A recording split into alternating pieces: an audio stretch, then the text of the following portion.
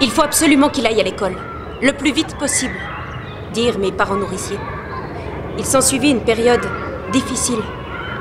À l'école, on causait énormément, mais personne, y compris la maîtresse, ne connaissait quoi que ce soit à la vie, et encore moins à la mort. Ils vivaient tous sans se poser de questions, comme si cela devait durer toujours. Beaucoup disaient aussi qu'il n'y avait pas eu de guerre, qu'ils n'étaient pas au courant d'une pareille affaire. « Quel héros de légende helvétique connaissez-vous » demande la maîtresse. « Des héros. » Elle a dit des héros. Un jour, quelque part, j'ai saisi au vol cette phrase. « Voici les héros du Reich allemand. » Il s'agissait des uniformes noirs. Ici aussi, il y a donc des héros. Les héros ne sont-ils pas toujours ceux qui tuent?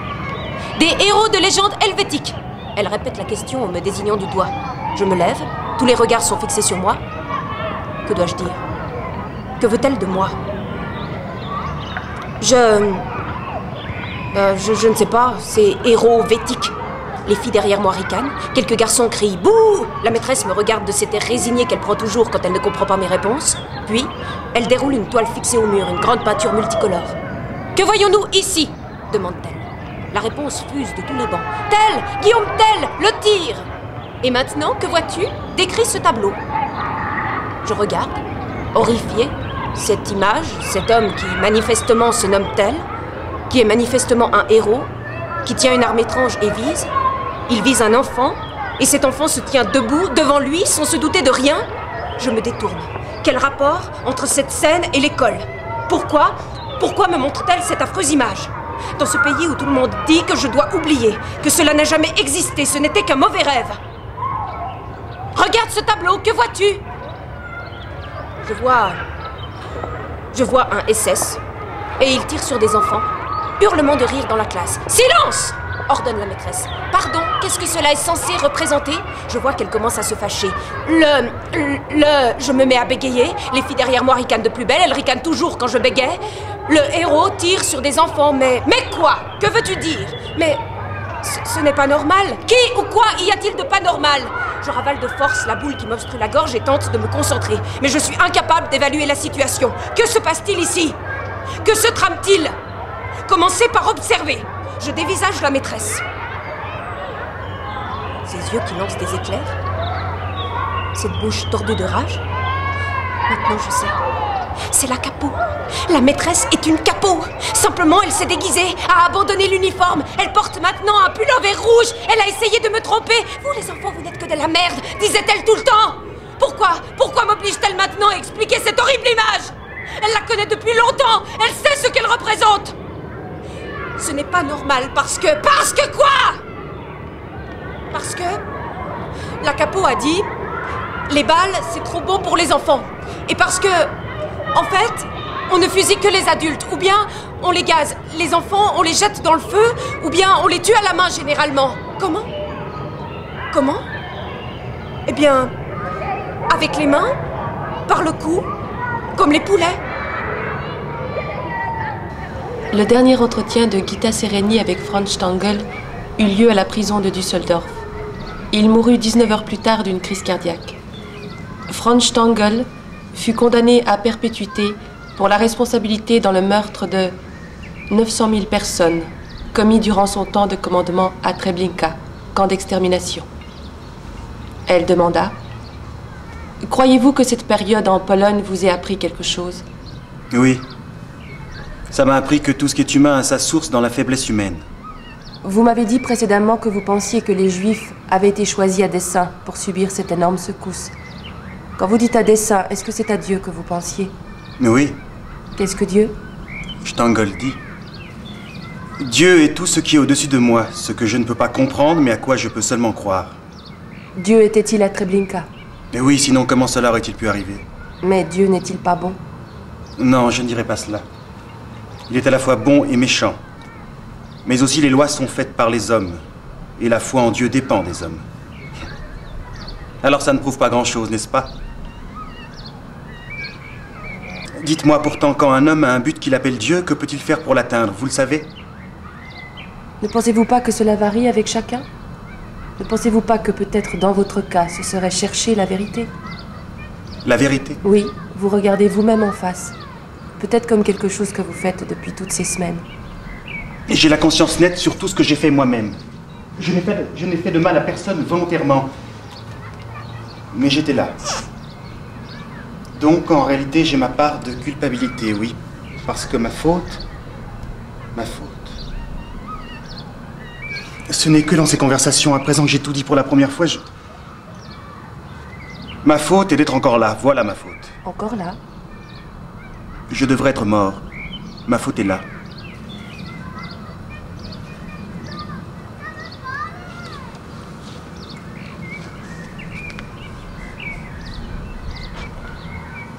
Mais puisqu'on allait les tuer de toute façon, à quoi bon toutes les humiliations? Pourquoi la cruauté? Pour conditionner ceux qui devaient exécuter ces ordres, pour qu'il leur devienne possible de faire ce qu'ils ont fait. Serait-il exact de dire que vous vous êtes habitué aux liquidations? À dire vrai, on s'y habituait. Il fallait des jours, des semaines ou des mois? Stangl eut l'air de compter. Des mois. Et il m'a fallu des mois avant de pouvoir en garder un en face. Serait-il exact de dire que vous en êtes venu à éprouver le sentiment que ce n'était pas réellement des êtres humains? Un jour, au Brésil, des années plus tard, j'étais en déplacement. Le train s'est arrêté à côté d'un abattoir. Le bétail, en entendant le train, a trotté jusqu'à la barrière et nous a fixés. Ils étaient tout près de ma fenêtre, serrés les uns contre les autres. Ils me regardaient à travers la barrière. Et j'ai pensé alors... Franz, regarde. Ça ne te rappelle pas la Pologne? Stangl se détourna. C'est comme ça que les gens regardaient avec confiance juste avant d'entrer dans les boîtes. Elle l'interrompit. Juste avant d'entrer dans les boîtes? Qu'est-ce que vous voulez dire par là? Après ça, je n'ai plus jamais mangé de conserve. Donc vous ne les sentiez pas comme des êtres humains? C'était une cargaison. Une cargaison. Quand pensez-vous que vous avez commencé à les considérer comme une cargaison? La façon dont vous m'avez parlé de votre arrivée à Treblinka, de l'horreur que vous avez ressentie devant tous ces cadavres traînant partout. Elle se reprit. Ce n'était pas une cargaison pour vous à ce moment-là, non? Je crois que ça a commencé le jour où pour la première fois j'ai découvert le camp de la mort à Treblinka. Je me souviens de ce Wirtz debout à côté des fosses pleines de cadavres bleu noir. Ça n'avait rien d'humain, ça ne pouvait pas l'être. C'était une masse de chair pourrissante. Wirtz leur a dit, qu'est-ce qu'on va faire de ces ordures? Je crois qu'inconsciemment c'est ça qui m'a poussé à les considérer comme une cargaison. Et vous ne pouviez rien y changer? Stangl fermait les yeux. Non, non, non. Wirtz l'avait inventé, le système fonctionnait et parce qu'il fonctionnait, il était intangible.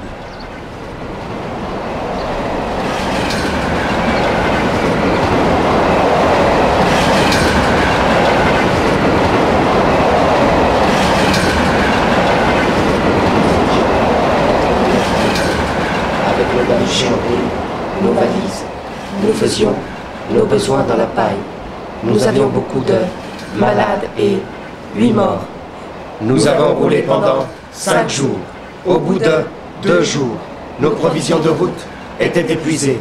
Nous étions 89 dans le wagon, avec nos baluchons et nos valises.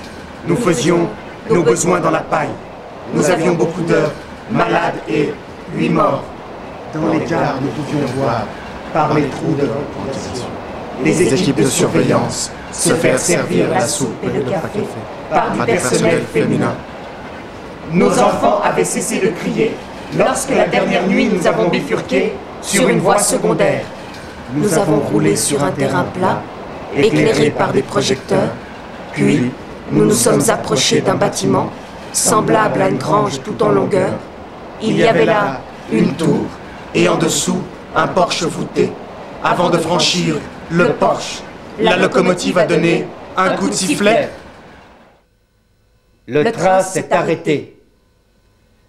Les portes des wagons s'ouvrirent violemment. Des détenus en tenue rayée sont apparus et nous ont crié dans le wagon. Allez dehors, vite, vite! Il y avait 1,5 mètre jusqu'au sol, couvert de vaches-fer. Les vieux et les malades tombaient sur les pierres coupantes. Les morts et les bagages furent jetés dehors. Puis, on nous dit... Laissez tout sur place! Les femmes et les enfants par ici! Les hommes de l'autre côté! J'ai perdu de vue ma famille. Partout, les gens criaient après leurs parents. On les frappait à coups de bâton. Des chiens aboyaient, des miradors, les projecteurs et les mitrailleuses étaient braqués sur nous. À l'extrémité de la rampe, À l'extrémité de la rampe, le ciel était rouge. le ciel était rouge. L'air était plein de fumée. L'air était plein de fumée. La fumée avait une odeur de sucré et de roussi. La fumée avait une odeur de sucré et de roussi.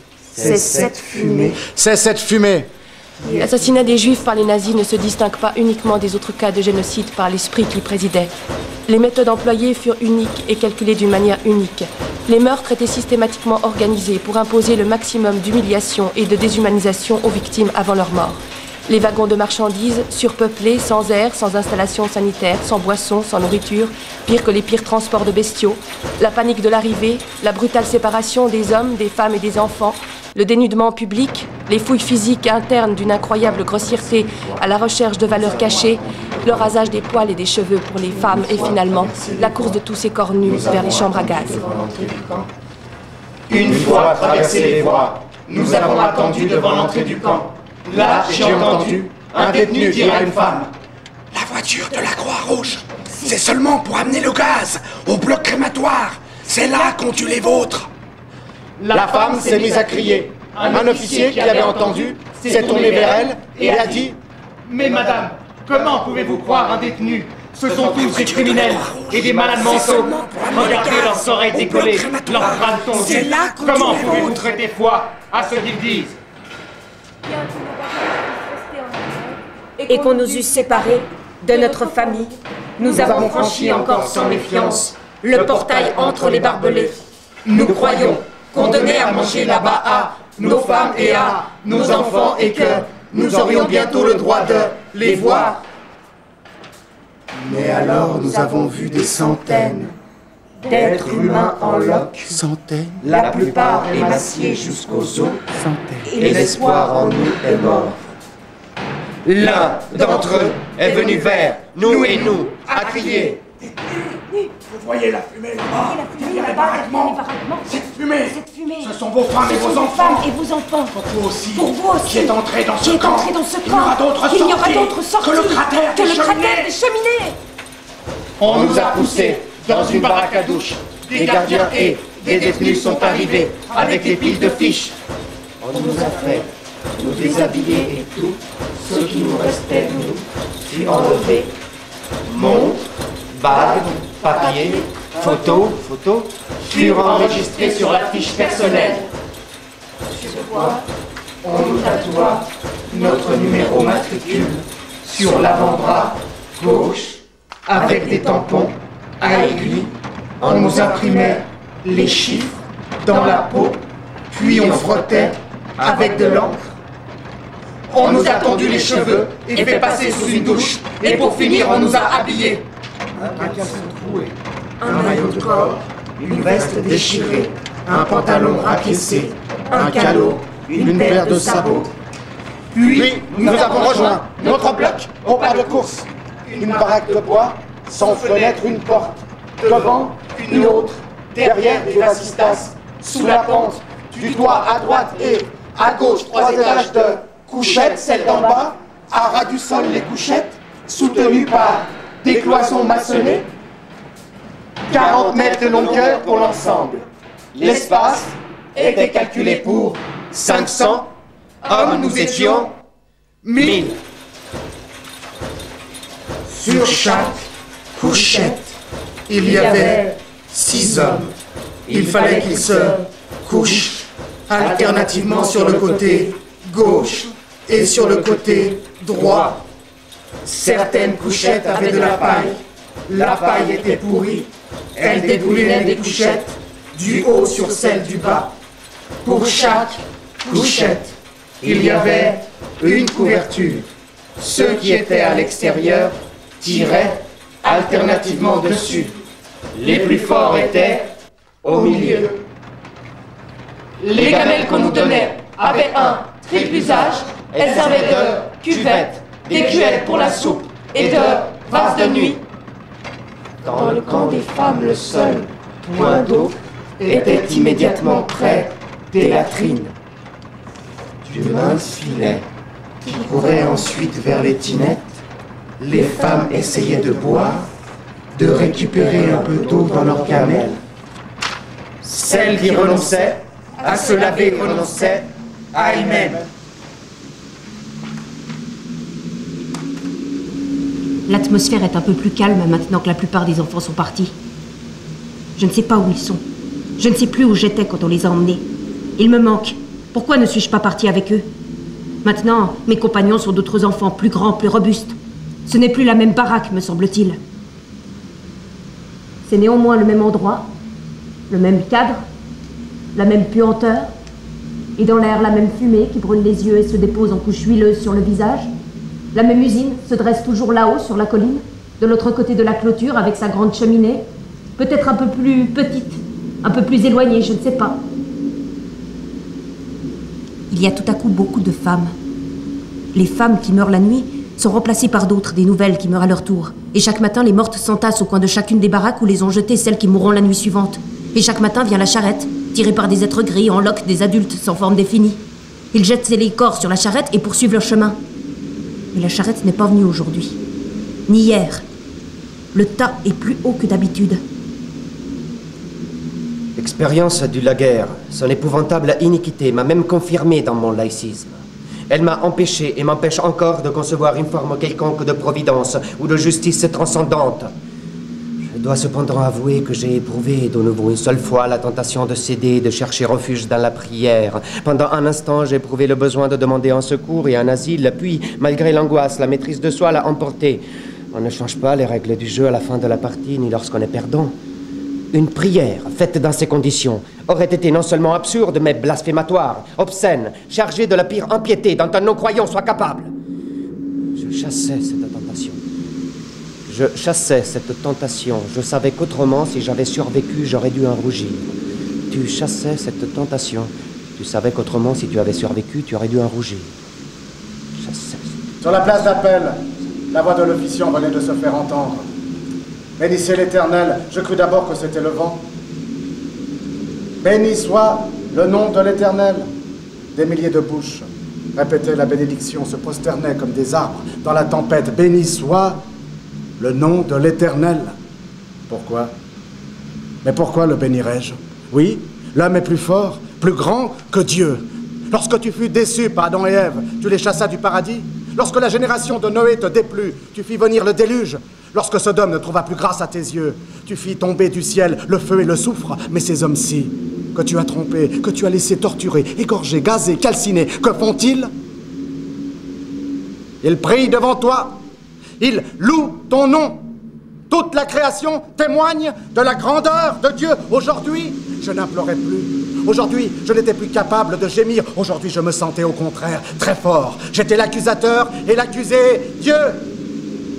Mes yeux s'étaient ouverts et j'étais seul, terriblement seul dans le monde, sans Dieu, sans homme, sans amour ni pitié. Je n'étais plus rien que cendre, mais je me sentais plus fort que ce Tout-Puissant auquel on avait lié ma vie si longtemps. Au milieu de cette assemblée de prières, j'étais, aujourd'hui, comme un observateur étranger.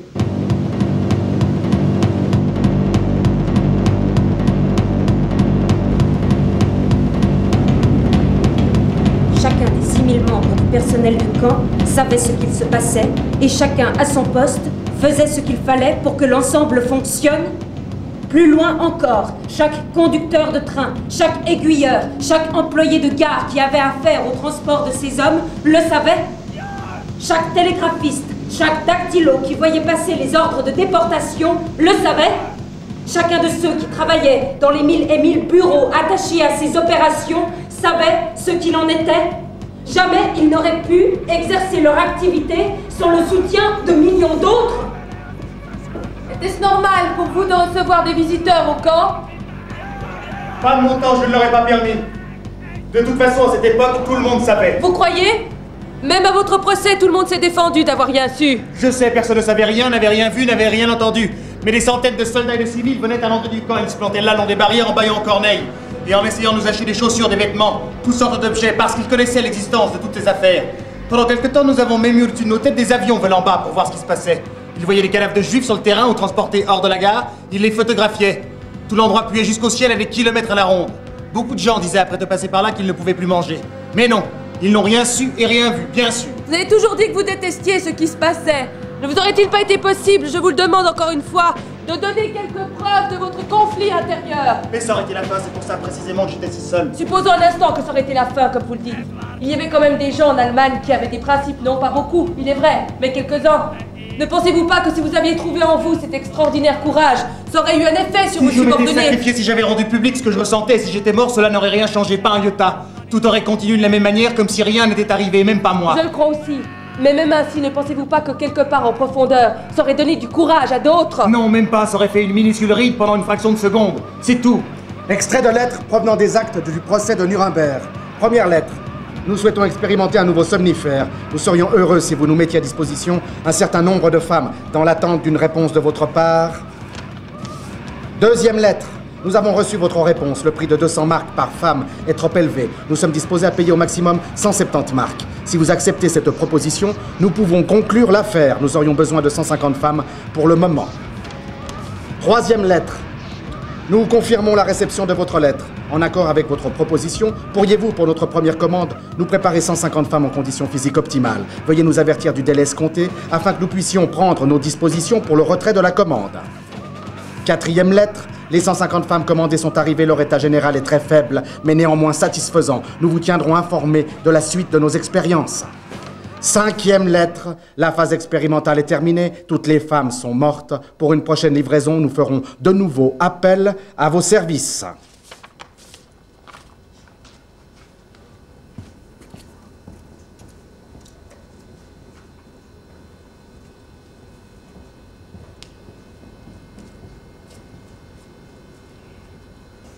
De l'instruction de Peter Weiss, 10e et 11e champ, le 3 septembre 1941, on procéda dans le bloc Bunker aux premiers essais d'exécution en masse par le gaz Cyclone B. Des infirmiers et des gardiens conduisirent au bloc 11 environ 850 prisonniers de guerre soviétiques, ainsi que 220 détenus malades. Après les avoir enfermés dans les cellules, on boucha les fenêtres avec de la terre, puis on envoya le gaz par les trous d'aération. Le lendemain, on s'aperçut que quelques-uns vivaient encore. On envoya alors une autre dose de Cyclone B. Le 5 septembre, je fus envoyé au bloc 11 avec 20 détenus. Des centaines d'êtres humains ont trouvé la mort dans les chambres à gaz. La plupart n'avaient aucun soupçon, ils étaient en santé parfaite. Rudolf Höss, commandant à Auschwitz. Les arbres fruitiers qui entouraient la maison étaient en fleurs. Ce tableau, la vie côtoyait la mort, est resté gravé dans ma mémoire. Non moins étrange était la conduite des hommes des Sonderkommando. Ils étaient animés d'un zèle qui me stupéfiait. Jamais ils ne prenaient les victimes, ils se montraient empressés. Au-dessus de l'escalier étroit, il y avait des pancartes et des inscriptions en plusieurs langues, bains et locaux de désinfection. Cela avait un ton rassurant et tranquillisait tous ceux qui se méfiaient. Encore, j'ai souvent vu descendre les gens avec le sourire et les mères plaisanter avec leurs enfants. Dans la lumière violente, les gens se déshabillaient, hommes et femmes, jeunes et vieux, et les enfants. Une seule fois, j'en ai entendu un crier. Ils veulent nous tuer. Mais tout de suite, un autre a répondu. C'est impossible. Une chose comme ça est impensable. Gardez votre calme. Et quand les enfants pleuraient, les parents les consolaient, et on les cajolait, et on jouait avec eux. À quelques exceptions près, tous ceux qui ont dû prendre part, et moi le premier, en ont reçu des impressions ineffaçables et ample matière à réflexion. Rudolf Höss, commandant à Auschwitz. Ma position personnelle était telle que je ne devais dans aucun cas faire l'aveu de mes doutes. Je devais me montrer inébranlablement convaincu de la nécessité de ces ordres cruels. J'étais obligé d'aborder un air froid et implacable en assistant à des scènes de nature à bouleverser tout être humain. Il ne m'était pas... Au bout du vestiaire, il y avait une épaisse porte de chêne avec un judas et un velant sur vis pour la fermeture hermétique. Puis on les poussait tous dans l'autre local. Les gens du commando criaient « Vite, vite, l'eau refroidit !» Il y avait aussi quelques menaces de coups. Ou bien un des gardiens tirait en l'air. Mais il était trop tard, on poussait les derniers de force. Mais il était trop tard, on poussait les derniers de force. Et la porte était vissée. Et maintenant frappait ils contre criaient, la porte. et frappaient contre la porte. Les gens s'entassaient contre la porte. Ils grimpaient le long des colonnes. Mes fonctions m'obligeaient à assister à tout le déroulement de l'opération. Jour et nuit, je devais être là pendant qu'on s'occupait à extraire les cadavres. Rudolf Höss, commandant à Auschwitz. Ces horreurs duraient pendant des heures. Plusieurs fois, j'ai eu l'occasion de parler longuement avec Eichmann. Je ne lui ai jamais parlé de mes angoisses personnelles. Je devais poursuivre ma tâche, assister à l'extermination et au massacre, refouler mes sentiments. Au bout de 30 minutes, on ouvrait les portes. Il ne restait plus que de petites quantités de gaz. Entre les corps qui provoquaient la toux. C'est pourquoi les gens du commando de déblaiement portaient des masques. Les corps étaient amoncelés à proximité de la porte des colonnes. Les bébés, les enfants, les malades, par-dessous les femmes. La raison de ceci étant que les gens se piétinaient les uns les autres. Se montaient les uns sur les autres. Parce que le gaz diffusait d'abord. À ras du sol. Les gens étaient incrustés les uns dans les autres. La peau lacérée, beaucoup saignaient du nez et de la bouche. Les visages étaient gonflés. Ces morceaux d'êtres humains étaient souillés. De fesses, d'urine, de sang Le commandant menstruel. de déblaiement arrivait avec des tuyaux Et lavait d'arrosage. les corps, ensuite on les tirait dans les monts de charge. Lorsque le spectacle m'avait trop bouleversé, il m'était impossible de rentrer à la maison auprès des miens. Rudolf Höss, commandant à Auschwitz. Je faisais sceller mon cheval et je m'efforçais en galopant d'échapper à la hantise. Certes, ma famille ne manquait de rien, le moindre désir de ma femme et de mes enfants était satisfait sans tarder. Les enfants pouvaient s'ébattre en toute liberté, ma femme soignait son petit pas. Il y avait 2 monts de charge d'une contenance de 25 morts chacun. Dès qu'un mont de charge était plein, on déclenchait un signal électrique. En haut, à la sortie des monts de charge, attendait le commando de freinage. Colliers, bracelets, bagues et boucles on leur d'oreilles. coupait aussitôt les cheveux. On liait sur le champ pour les mettre dans des sacs. Et pour finir, venaient les arracheurs de dents qui sortent des meilleurs spécialistes. et opérant avec des pinces Et les des fragments leviers. d'eau et les Ils arrachaient sacs. avec Après. les dents et les bridges en or.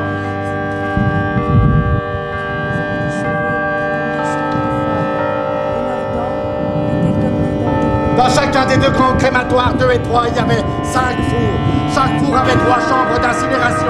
Outre les crématoires 2 et 3, au bout de la rampe, il y avait les crématoires 4 et 5, avec chacun 2 fours. Derrière À le bois de 750 bouleau. mètres derrière le bois de bouleau, dans les moments La de capacité pointe, d'une chambre. 46 chambres d'incinération fonctionnaient ensemble, mais il était rare Quand il que y tous avait les fours des travaillaient en même temps. on brûlait Il était aussi les souvent corps dans dommagé les fosses, les fabricants de ces aménagés près des fours, crématoires. la firme Duff et Fils. Ah d'ailleurs, selon les termes de son brevet Aux d'après-guerre, extrémités, il y avait des fossés d'écoulement pour la graisse. On la puisait avec Brûlés des avec les bidons. corps dans des fosses aménagées près des crématoires. Ces fosses avaient environ 30 mètres de long et 6 mètres de profondeur. Aux extrémités, il y avait des fossés d'écoulement. Dans l'été 1944, L'été les 1944, incinérations ont atteint leur anéanti rythme en un maximum. jour, jusqu'à Anéanti être en un humain. jour, Leurs jusqu'à cendres. être humain. Leurs cendres étaient emmenées par camion. Leurs cendres. étaient emmenées par camion vers la rivière. Vers la rivière, Vers la à 2 rivière. kilomètres de là.